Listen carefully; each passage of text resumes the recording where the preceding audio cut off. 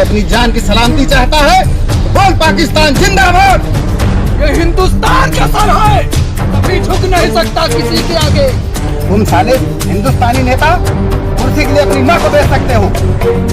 चुप कर, तुम हिंदुस्तानी लोग सिर्फ अपने बारे में सोचते हो, इसीलिए हम लोगों को हिंदुस्तान के टुकड़े करने में मजा आता है। जब हिंदुस्तान में तबाही मचेगी तभी कसाब की आत्मा को शांति मिलेगी। अगर हमारे हिंदुस्तान का बच्चा बच्चा जाकर तुम्हारे पाकिस्तान में मुंह देना, तुम्हारा पूरा पाकिस्तान बह जाएगा। चुप कर, बह जाएगा। आपकी 26 जनवरी पर दंगा होना चाहिए। फिर हिंदुस्तान की बात करता है, जहाँ की जनता केवल मंदिर और मस्जिद के लिए लड़ती रहती है।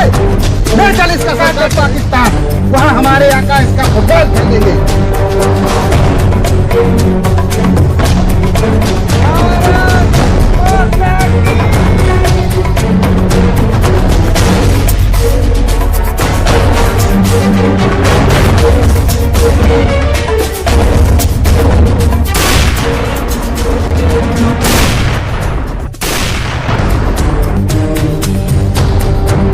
हिंदुस्तान जिंदाबाद था, जिंदाबाद है, जिंदाबाद रहेगा।